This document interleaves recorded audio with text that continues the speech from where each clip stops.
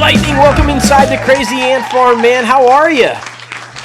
I'm doing awesome. Danse, what's up, boys? I love it. I love it. Dude, we are so pumped to talk to you.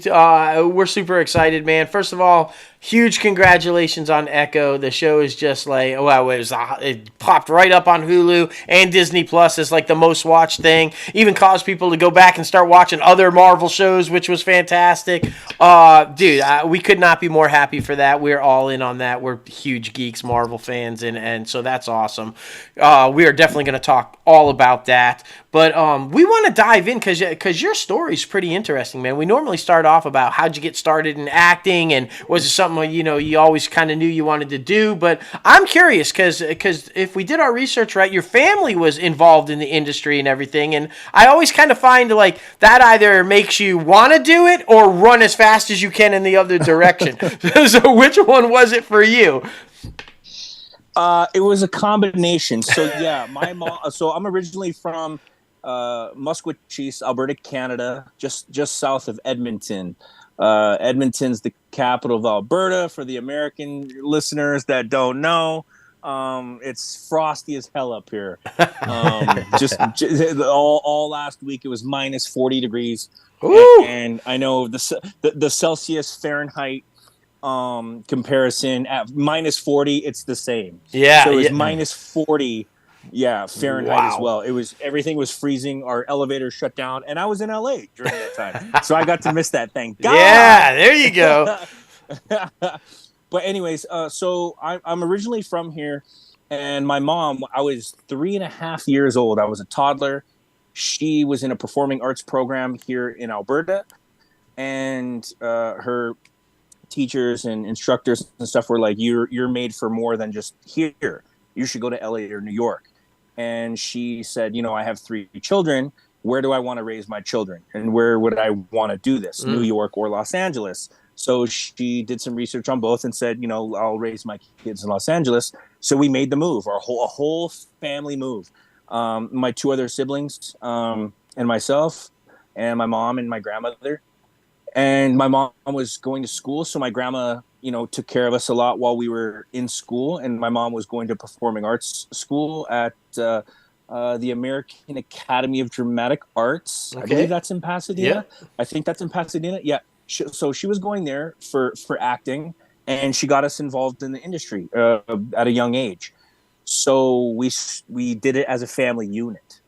And, with indigenous cinema, at the time, there weren't a whole lot of projects coming out. Yeah. So there was maybe like 1 film per year, and everyone was doing what they could to be a part of that.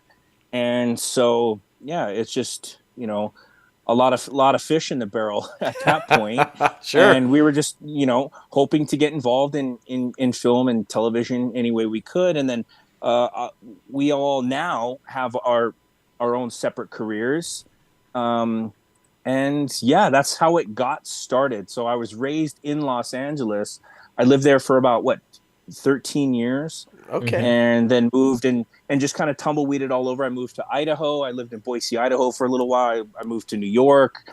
I spent time in Oklahoma, Minnesota, Washington, just kind of tumbleweeded all over and worked in the States. Yeah. And I've been back up here in Canada for the last 11 years. Okay, there you go. Yeah, so I'm based here. I have my production company here, and we're working on projects here.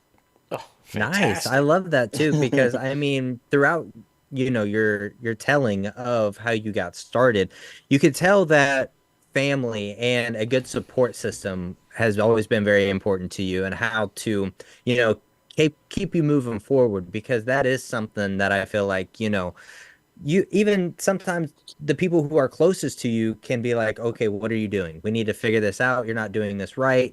So it's always good to have passionate people who are basically doing the same thing as you as well. So that's really cool. And I feel like the beauty of it is nowadays, and it's interesting too, because from when you first started to where you are now, nowadays, I feel like you can really be anywhere and still be an actor. I feel like maybe when you were first coming up, they really wanted you in the major hubs and trying to develop yourself as a professional. Was that hard to do in, like an Idaho or when you're traveling around the States trying to make it happen, but while also having real life happen? Yeah, and I was in the transitional period Okay.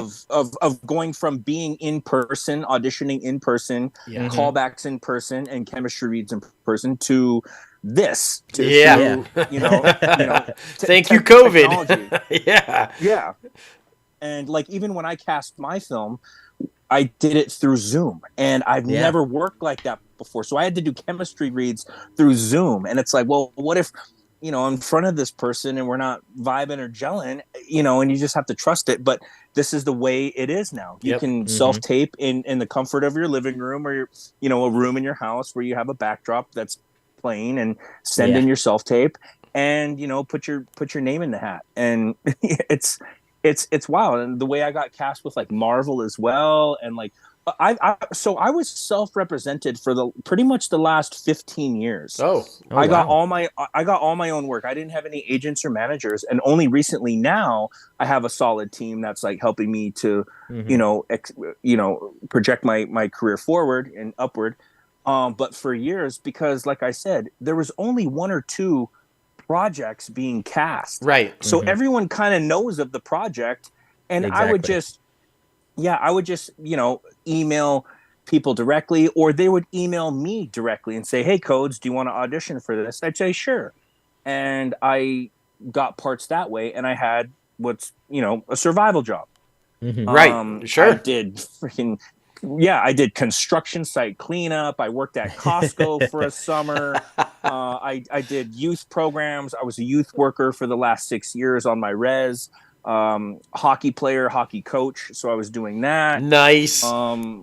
As well as working on my stuff and writing and working with friends and just living life. And you have, I have children. So dealing with partners and children and just how the curveballs life throws at you with trying to have a career, it's chaotic. And then after I worked on Echo, now I have a solid team that's sure.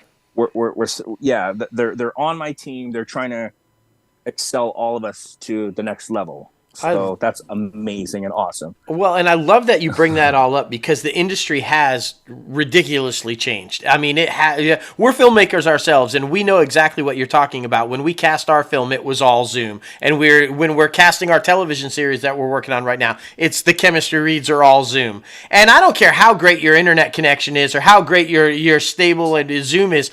There's that pause every now and then, and you think it might be great chemistry. You're hoping, you're praying, but then, like you said, then you get in front of each other, and you're like, "Oh, maybe that only worked with the pause. Maybe this ain't going the way we wanted it to go," kind of a thing. So we understand that struggle. But I wanted to talk too because, like you said, there was like only a couple things, and everybody knew about it, and you knew this is what you were going to audition for and everything. So I want to talk a little bit about the giant. For the right reasons or wrong reasons, because I feel like there's a little bit of both with Hollywood. The big dive now into diversity and casting people, because I feel like sometimes they're doing it all for the right reasons, and then other times they're casting people so they can meet the diversity quota. And it's not necessarily, they don't necessarily want that person for the role, but they have to have that person for the role type thing. And I think that's a great thing and a bad thing, because if somebody that deservedly deserves the role is missing out because of, or vice versa. So, I think everything comes with the good and the bad. You got to weigh it out and you got to figure it out. But I am glad to see, and talk about a little bit about your point of view on it, the diversity in action. Echo, let's just talk about Echo. It's an amazing representation of indigenous people. It is a legit for the hearing impaired community. She's actually an amputee. I mean, they're just like nailing it on everything possible. It's like we're gonna hammer the disabled. We're gonna talk about the hearing. We're gonna talk about indigenous. We're gonna bring it all in, and that's not always an easy thing to do, right? Especially like when they're talking about they've kind of changed up where her powers came from. So we're talking about we're going into these flashbacks and seeing indigenous and their belief systems and their all this kind of stuff. That's amazing. So talk about that. Were you excited to jump on board this show because of that? Is it one of the reasons that you really wanted to get on board with that? Talk about the whole experience there. Yep, 100%. So our representation has been for years and years and years, centuries, not by us Yeah. and not for us. Yes. And I grew up with kids that only knew of the Cleveland Indians Indian Right. and the Redskins Indian, and that's what you look like. That's who you are. Hmm. Like that's it. Right. And that's not reality. And like for me personally, my projects are very contemporary. Uh, Res life or reservation life Hmm. is Hmm. both beautiful and dark and nasty at the same time. It's Mm. everything. And with Res Dogs, you were able to see some of it in both lights. Right. Hmm. In the projects I'm making, you're going to see a very very dark side to it, but with humor that comes through because Mm. on my reserve where I come from, it's very dysfunctional, and I will say that. Hmm. And no one from my community will say otherwise. Oh, it's so beautiful. Oh, there's beauty to it. Yes, with our culture, our ceremonies, and everything, that's beauty. But there is so much dysfunction. But we are a humorous people, even in the darkest parts of our lives, where we're losing people to drugs, suicide, trauma, all sorts of stuff, we're still able to laugh. We're still Mm. laughing. Even at a funeral, we're cracking jokes. Yeah. Even when you hear this terrible news, we're cracking jokes. And that's what I personally am making my projects on, because I've had some very dark things happen to me, especially in the last few years. Throughout my life, yeah, there's been these checkpoints of I say checkpoints, but like these moments that really have affected my life in in Mm. in the last 5 years heavily, in a very harsh, dark way. Yeah. And it was on me to decide if I'm going, like with the grieving process, if I'm going to stay down there in that pit of just, screw this shit, this sucks, I hate it, or are we going to crack some jokes and let's get up here. And that's where I'm coming from with my project. So if you see Hey Victor, and then also my other script that I wrote that we're pitching to hopefully make this next year, you're going to see the very dark side of our community, but a crazy,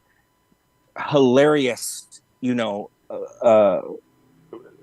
I don't know what word to use here, but like just in our humor to get through that stuff. Yeah. Like for Yeah. Right. instance, like one of my very close friends passed away 2 years ago, and his brother, Hmm. who's another good friend of mine, as he's being lowered into the ground, he's looking back, cracking jokes at us, and I'm like, it's not even in the ground yet, and you're cracking jokes. But this is what we do. This is what we do to like get ourselves through. So as far as like Echo and the representation of that, like the cultural aspect and everything, it's so beautiful and so amazing. Me personally, in my personal life with my personal projects, I'm showing like a darker side, Sure. um almost like Shameless, like the show Shameless. Like I Yeah. was just about to say, yeah. it's so dysfunctional and dark and crazy at times, but it's hilarious. You're like, no way. That's along the lines, or like the show Fubar, or like Hmm. Trailer Park Boys, like those really Yep. crass, vulgar, you know humor. That's those are the projects that I'm going to be creating. That's awesome. Yeah, I think that's so important too, because what you're doing is you're bringing a reality to something that, like you said, back in the day, they only know you from sports teams and know your representation from sports team. It's like, no, this is not a cartoon figure. This is our reality, and this is what we are Mhm. doing. I think that's so important because, there's so many misinterpretations about different things.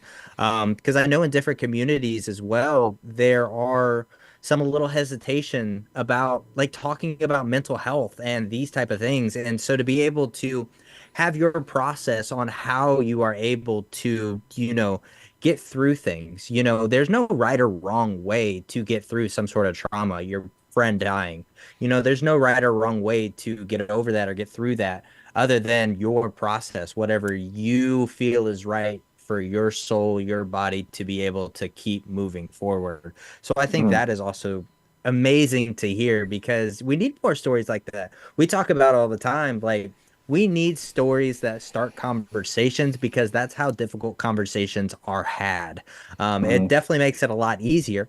We always say the best form of education is through entertainment as well. So to be able to do that with what you're doing, I feel like is absolutely amazing because not enough of these stories are being told. So Mhm. thank you for your trial and your effort Mhm. to what you're doing to the entertainment space because like you, we are trying to do the same thing as well. We want people to leave the theaters or we want people to be in the living room, talk about these deep, dark subjects. We want people to be comfortable with being uncomfortable because that's just reality of the Yeah. Yep. situation. But man, I'm just like, I don't know. I can feel your energy, like, and it's infectious. It's Yeah. got me going. I'm Yeah. really excited about it. But just like, I mean, when you get in these type of situations, like when you sit down and start writing, you tell what you know, right? Because it feels like you're not even really putting any Mhm. thought into this. You're like, I'm gonna write what I know and tell my story. And so is that kind of how it goes, Mhm. or are you like, okay, I want to make a film or I want to make a project about indigenous people so I can put that out there? No, it's never been about that. It's literally it's very personal. A lot of my stuff, Yeah. and before I'm a writer, I'm a storyteller. Mm. I Yes. love telling stories, and I have friends that are writers that are like, you need to write exactly like you speak, exactly like you tell the story. Right. Put Yes. it down, and people will gravitate towards that. And just how I am constantly with sharing stories, I've put myself in crazy situations, and just literally just telling stories of my friends, my families, my uncles, my children, the kids that I've worked with, the experience that I've had or experiences that I've had with in life. I'll share a story and people are like, you could make that, make that, make that, make Yes. that. So that's what I'm doing. And for years, I was only getting put out for kind of serious roles. Yeah. And people that know me were like, why aren't you going out for like comedic shit? Like, you're hilarious. Like, we love listening to your stories. And I'm like, I'm not getting put out for that. I don't, I'm not getting those opportunities. So it's like, well, make your own. And finally I was Hmm. like, all right, I will. And I got together with my partner, Sam Miller, who I wrote Hey Victor with. Yeah. Nice. And we went up to the cabin in Banff, Canada, and got silly for a week and a half. And I was just pacing back and forth in a onesie, drinking beers and telling stories. And he was like, and we went back and forth and we pumped out the script, and it works. And the same thing with this other project that we're working on. It's an indigenous hockey film, Hmm. because hockey's huge here where I come from, especially in the indigenous community. And my experiences both as a coach, as a father, as a mentor, as a community member, and just the crazy things that I've seen and experienced and have seen others experience. We're going to put that in there. So you're going to have it is not a safety project. And that I've said that before in other, chats I've had with people. Hmm. I've had ideas, and I've had friends who have had ideas for projects, and some time goes by and it's like, hey, did you ever get that made? No. Why not? Because I got denied like 3 times. Well, why? Because it doesn't fit into this like criteria of, oh, that's right up our alley with what we want to make. It's not Right. all about sometimes healing comes through vulgarness or like a dark path. Yeah. It's not all about like, this is who we are as a beautiful people, and this is our culture, and this is all this. Like, no, it's not always about that. I have had friends who have completely stopped trying to make their projects because they've been told no a couple times. But we're a resilient people, so we are. It will look how long we've lasted now, and now it's finally coming through where we're our stories are able to be told by us, where we have allies that are able to help us, and it's not 100% on this other person, non-indigenous people, Right. making these things and capitalizing on it, and it's us. And so with that, with my stuff, like I told you guys before, it's my projects are not going to be pretty to some. They're going to offend. They're going to trigger, and it's fine. but that's real. That is reality where I'm from, like Exactly. my community. Well, and I Yeah. love that you're brave enough to do it, because like you said, so many people go, "Oh, well, they don't want to hear that, so I'm just not going to make it." And that's just crazy. And I love what you said, that sometimes healing is, from a dark place, because you can't have light without darkness. They have to exist together. You have to go through the darkness to get the light, to get the healing. And so to know that and to put that out there for the world, I love that. And I'm glad that you're doing it in a vulgar way or an offensive way, and that's going to strike people, because I was doing some research, and nothing to do with this interview or anything else. I was looking into, and I saw that amongst Pacific Islanders and indigenous, the suicide rate is like ridiculously higher than in other races. And I was thinking to but now we're hearing you talk, and we're like, hey man, sometimes that life on the res ain't so great, kind of a thing. And so I think that your bravery to put these stories out there and go, we deal with a lot of things with humor, but we're coming from some dark areas and some dark places, and this is how we get through it. And I think that's the right way as a filmmaker, as a storyteller, to put that out there. And you're so spot on. And whoever your buddy was that said, no man, you need to write it like, just say it like you're saying it, because that's so true. That's the dialogue that connects. They want people that are real, that they go, nope, I'm that guy, or I know that guy, and that's how you get it. So all fantastic stuff, man.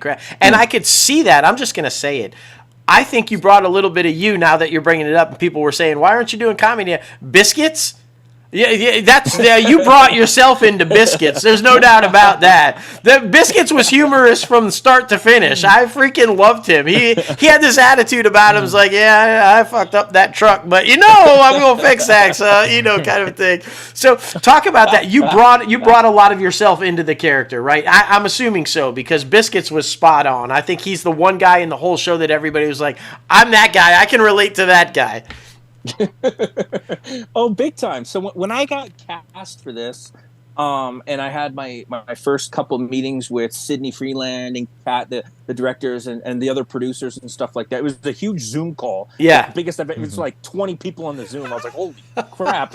And so I'm thinking, because Marvel, there's a lot of security, and yes. I didn't know what I was getting into at first. And I'm like asking questions. So this and this and that about the character, family dynamic, all this stuff, just getting the basic details. And I was like, do I got to get buff? Do I got to, clean up my act? Like, have you seen my social media? Like, I don't know. Like, I'm kind of a wild person. Am I going to get in trouble for anything? Like, then the wheels start turning like this is big time. Yeah. And Sydney like muted everyone and was like, Cody, we love you for who you are. Bring that. And I was like, okay, well, I have a dad bod, like a belly, but strong legs because I play hockey, but I still have a belly and like, all good. Like, cool. Yo, we want that. And I was like, sweet. Fantastic. That's fantastic. I love everything. Yeah. Oh, I love it. Like, and Sydney's an amazing director to work with. And all the other actors, we gelled so, the family dynamic of everything just gelled so smoothly. There was minimal effort to make it feel authentic, to be honest, like working on it to like make it feel like this is real. Like, this is my grandmother who's giving me, flack here, and I'm the baby of the situation, and my situation with the cousins and all that stuff, and my uncle. Like, it was so, I'm not going to say it was that easy, but it was in a way easy to fall into like that character. And I'm the baby of my family.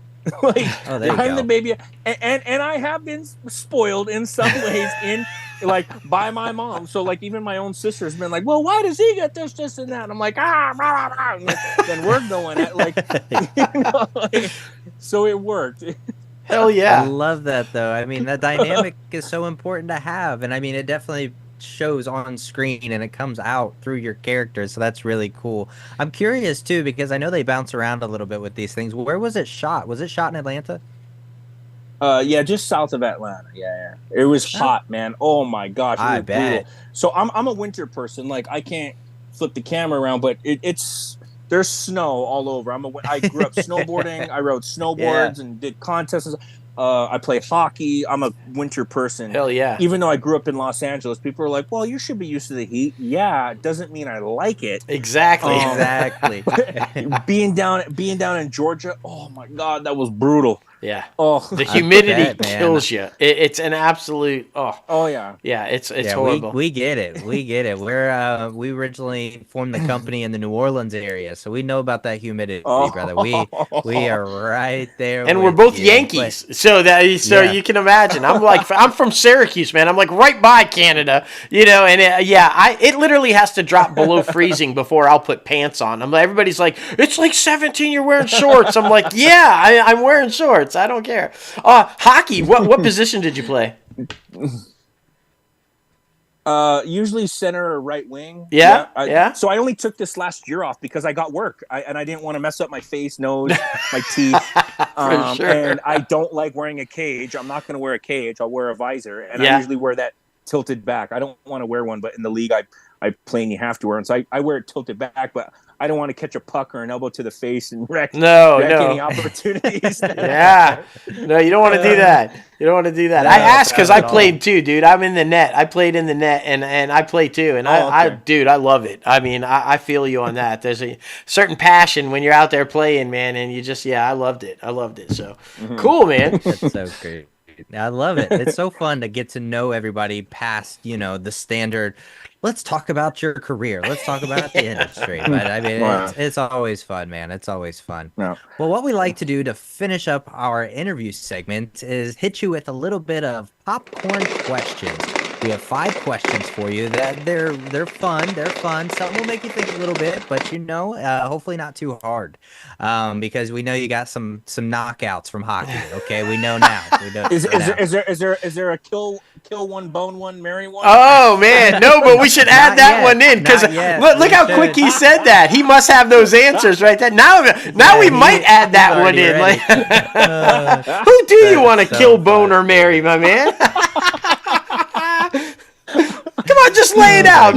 Marvel said they love you for you, okay? You're not going to be in trouble. We won't tell anybody. What he was referring to. He was like, I'm kind of wild. Are you sure I'm okay? Oh, my goodness. Oh, my gosh, that's so fantastic. Funny. But I'm curious, though, the first one we always ask is, what do you think was the funniest moment or most memorable moment on the Echo set? So one of my favorite moments was on my birthday. I had to film on my birthday, which is August 8th. Mm-hmm. And I love wiener dogs. I was a wiener dog owner at one point, and they brought a wiener dog to set that day. Oh. Yeah, because I worked with BJ, Billy Jack, or his actual name was Buzz, my dog in the show.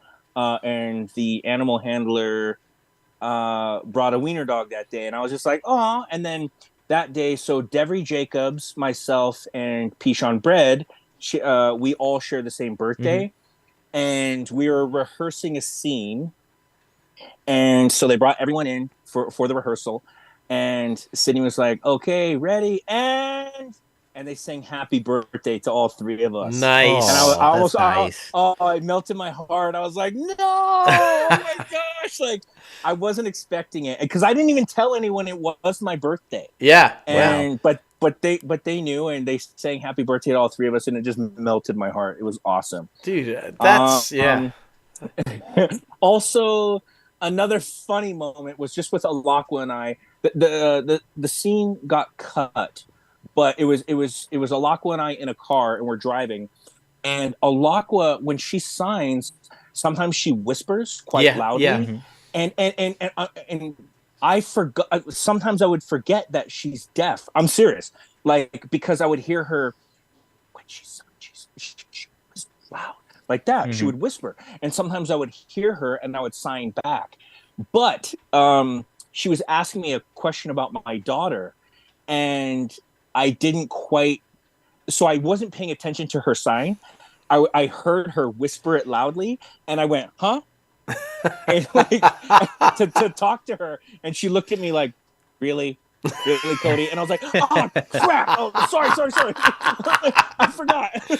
That is hilarious. Oh, that's a good one. That's yeah. It's I forgot she was deaf real quick. And hey, mad props for that too, because I read a story there that you guys all learned sign language to be able to communicate with her and everything, which I just thought was phenomenal. I mean, that's an awesome thing. Okay, I'm really curious about this one. The next question is, because your head seems like all over the place right here. If you could live inside any movie or TV show, which one would you pick and why? Any movie or TV show?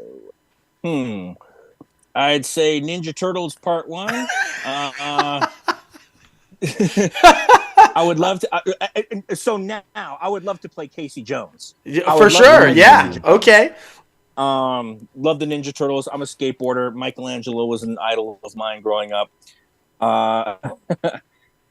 Any other TV show or movie? I love True Romance. Love True Romance. Okay. All right. Heroes. There's a movie called Huck and the King of Hearts. With Graham Greene actually is in it.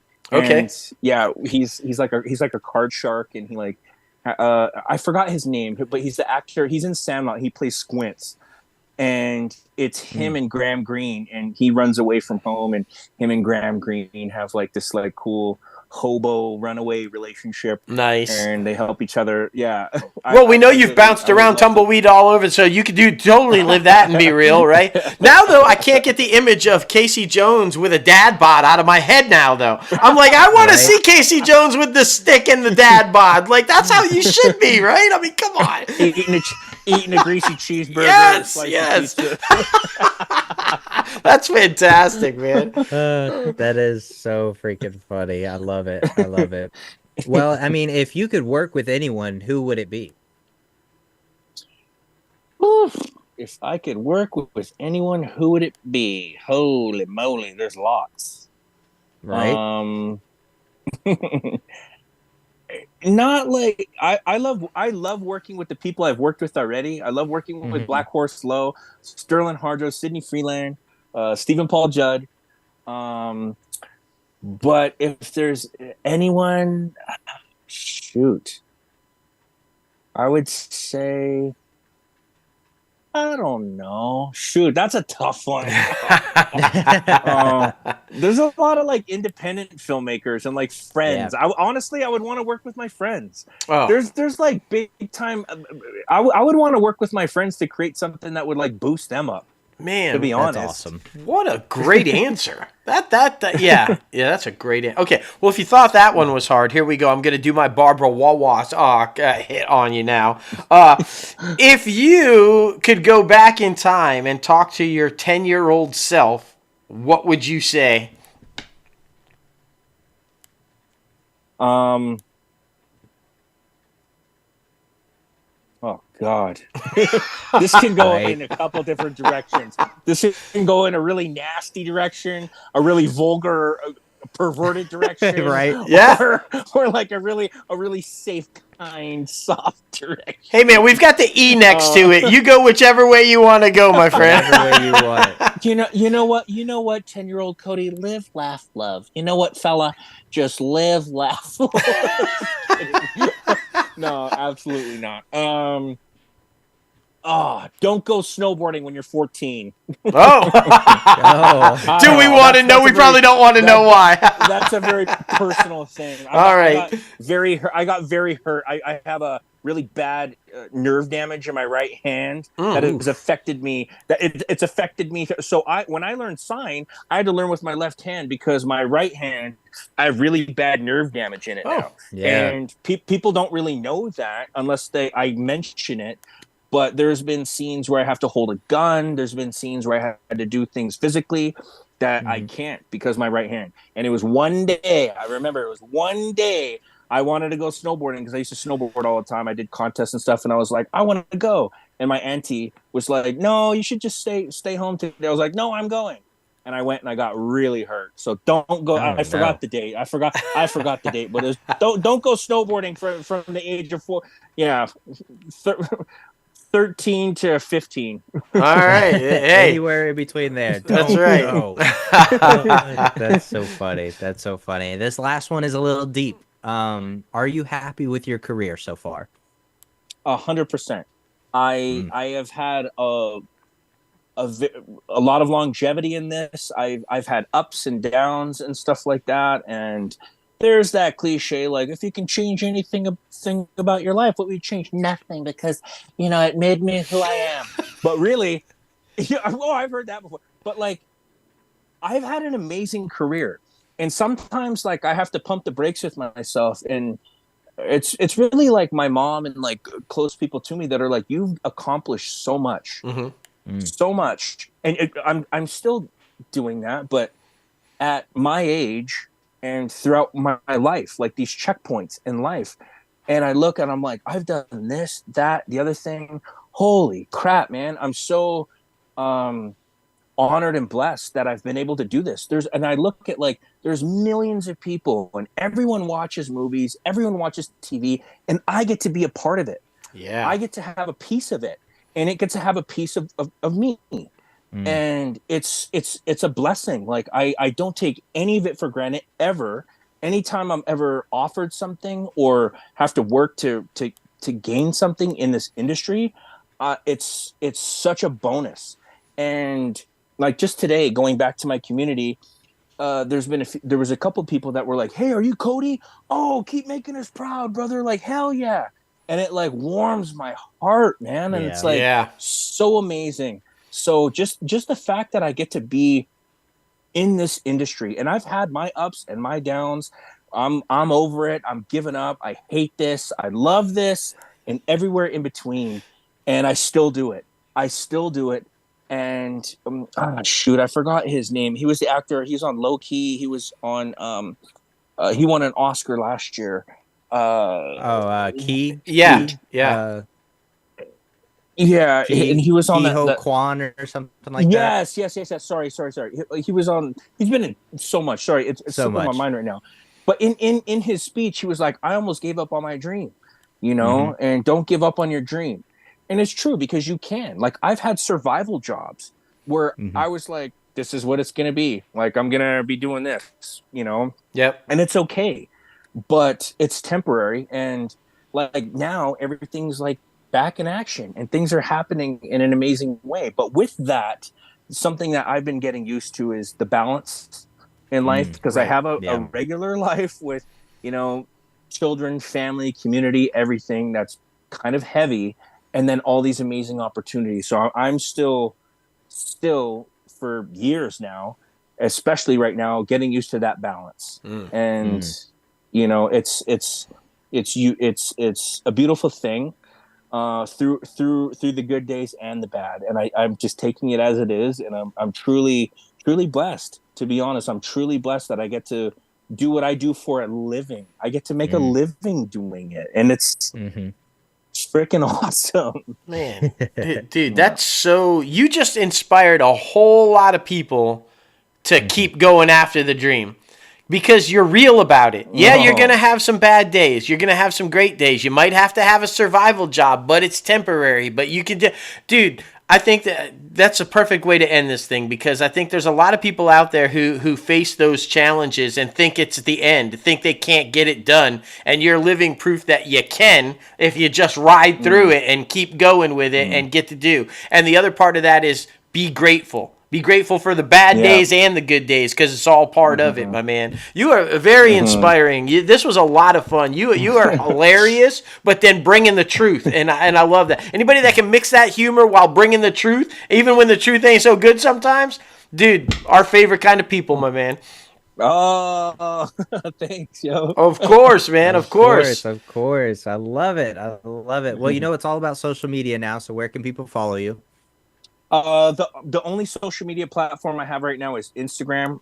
It's lightning.cody. That's I've been off Facebook for a couple years now, and I don't do like TikTok or anything like that. However, like my team has been saying, you need to get on TikTok. Like you would crush on TikTok. It's just I'm such a Neanderthal with technology. I'd be like, wait, how in the wait, why are there big booty pictures popping up? Oh yeah, oh yeah. So, like, I'll probably get on TikTok soon because so many people have told me to do it, and then I have friends that are like, "Hey, man, give us your password. We'll run the thing for you, so you don't have to like stress about it." Because even with Instagram, I'm like, "Oh, look at a winter dog video, sweet. Oh wait, why am I? Hold on, wait, what's going on here?" Like, so, anyways, Instagram is the only social media handle I have right now, and that's lightning.cody. That's easy enough. Easy enough. That. Yeah. Hell yeah. We'll send all of our fans your way, and everybody be sure to check out Echo right now on Disney Plus. Stream all episodes; they're all available. And man, oh man, again, thank you so much for coming on the show. We'll have to have you back on for the mental health podcast as well, because I feel like you have a lot of stuff with along those lines as well, and we get deep on that one, and we talk about trauma and like events and like day-to-day life and day-to-day anxieties and things like that. So I think you'd be really good for that. For sure. Boom. Yeah, thank you. Of course. Well, listen, brother, take care. Thank you so much, and we'll be talking to you soon.